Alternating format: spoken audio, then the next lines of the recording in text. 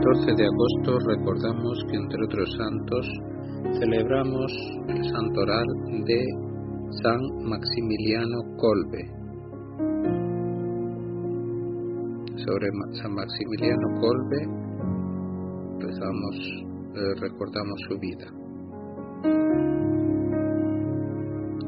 Maximiliano María Kolbe fue hijo de María Dabrowska y de Julio Kolbe, pertenecientes a la Tercera Orden Franciscana, y los cuales tenían en su casa un taller y un pequeño altar con la imagen milagrosa de Nuestra Señora de Czestochowa, veneradísima patrona de Polonia. Nació en Polonia el 8 de enero del año 1894 en la ciudad de Dunska Wola, que en ese entonces se hallaba ocupada por Rusia. Fue bautizado con el nombre de Raimundo en la iglesia parroquial. Sus hermanos fueron Francisco, José, Valentín y Antonio. Los dos últimos murieron prematuramente. Aproximadamente en el año 1906, un suceso marca la vida de Maximiliano y preocupa y desconcierta a su madre. Ella misma relata el suceso a los pocos meses del martirio de Maximiliano. Dice ella: «Sabía yo de antemano, en base a un caso extraordinario que le sucedió en los años de la infancia, que Maximiliano moriría mártir. Solo no recuerdo si sucedió antes o después de su primera confesión. Una vez no me gustó nada una travesura y se la reproché. Niño mío, ¿quién sabe lo que será de ti? Después, yo no pensé más, pero observé que el muchacho había cambiado tan radicalmente que no se le podía reconocer. Teníamos un pequeño altar escondido entre dos roperos, ante el cual él a menudo se retiraba sin hacerse notar y rezaba llorando. En general tenía una conducta superior a la de su edad, siempre recogido y serio, y cuando rezaba estallaba en lágrimas. Estuve preocupada pensando en alguna enfermedad y le pregunté: ¿te pasa algo? Has de contar todo a tu madre. Temblando de emoción y con los ojos anegados en lágrimas me contó: mamá, cuando me reprochaste pedí mucho a la Virgen que me dijera lo que sería de mí. Lo mismo en la iglesia, le volví a rogar. Entonces se me apareció la Virgen, teniendo en las manos dos coronas, una blanca y otra roja. Me miró con cariño y me preguntó si quería esas dos coronas. La blanca significaba que perseveraría en la pureza y la roja que sería mártir. Contesté que las aceptaba las dos. Entonces la Virgen me miró con dulzura y desapareció. El cambio extraordinario en la conducta del muchacho atestiguaba la verdad de las cosas. Él tenía plena conciencia y al hablarme con el rostro radiante señalaba la deseada muerte de mártir. Ese fascinante encuentro de Maximiliano con su madrecita celestial es algo más que un episodio pasajero. Es la raíz de todo su futuro, es el motor de sus amplios planes. Es la fuerza para los vuelos más audaces. Es el manantial de su santidad y de su apostolado. A los 13 años ingresó en el seminario de los padres franciscanos en la ciudad polaca de Lwów, la cual a su vez estaba ocupada por Austria. Fue en el seminario donde adoptó el nombre de Maximiliano María.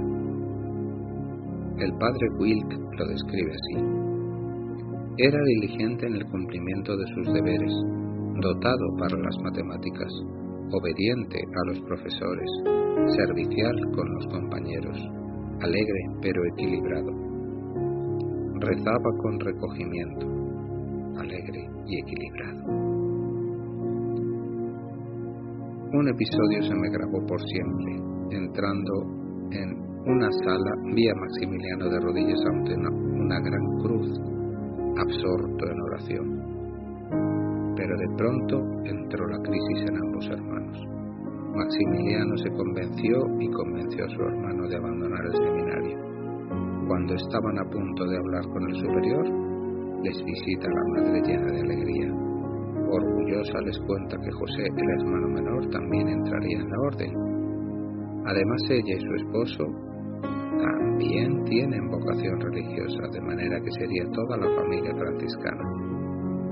El 4 de septiembre de 1910, ciñó a su cintura el cordón de San Francisco y de esta manera comenzó su año de noviciado, apenas 16 años.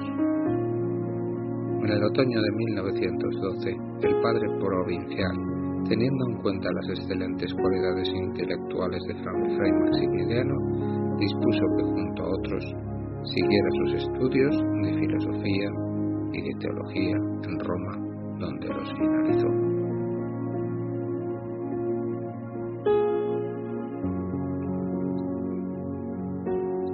Los años romanos eran fecundísimos y decisivos en la vida de Maximiliano.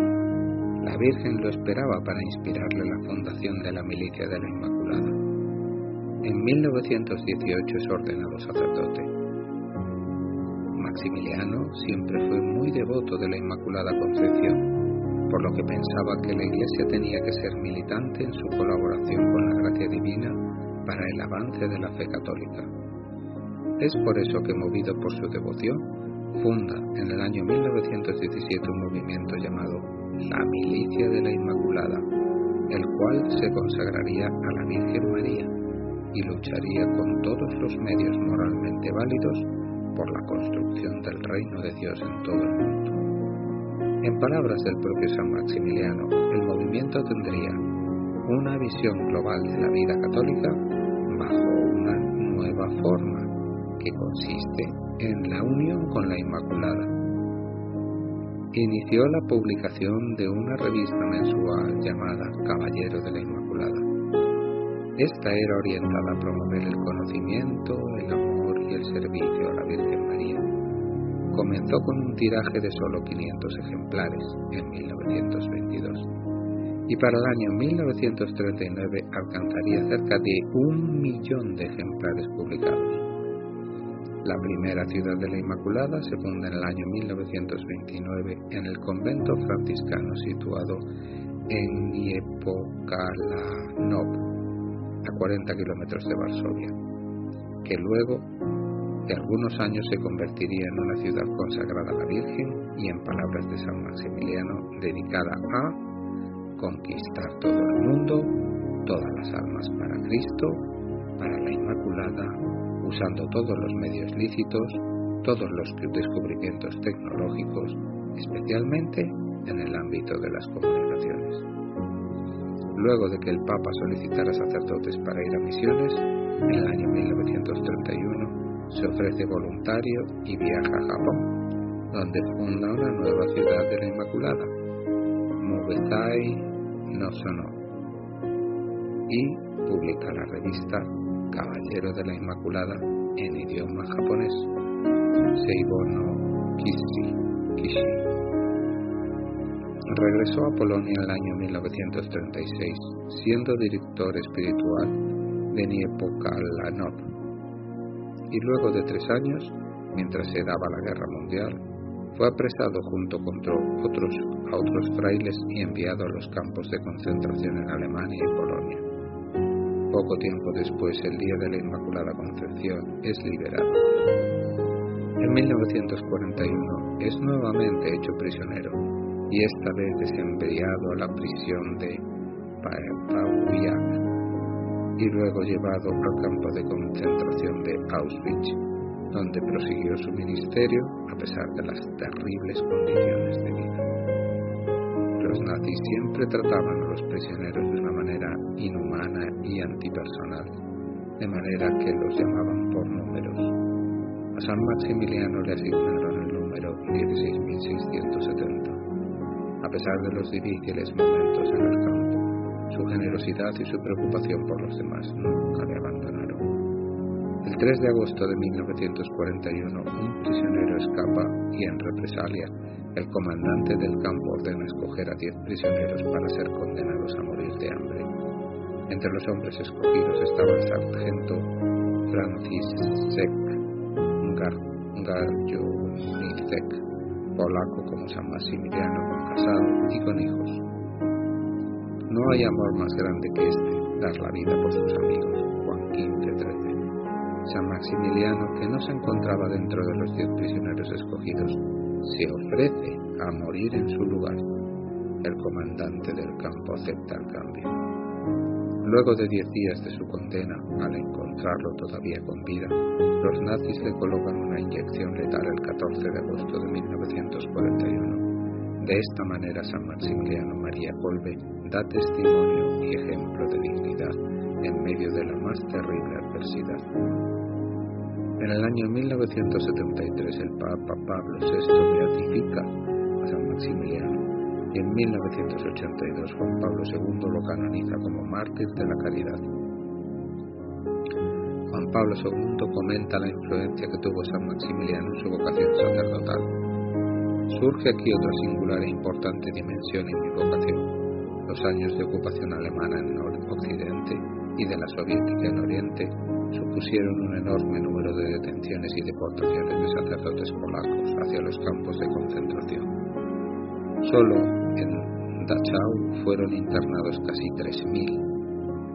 Hubo otros campos, como por ejemplo el de Auschwitz, donde ofreció la vida por Cristo el primer sacerdote canonizado después de la guerra, San Maximiliano María Kolbe, el franciscano de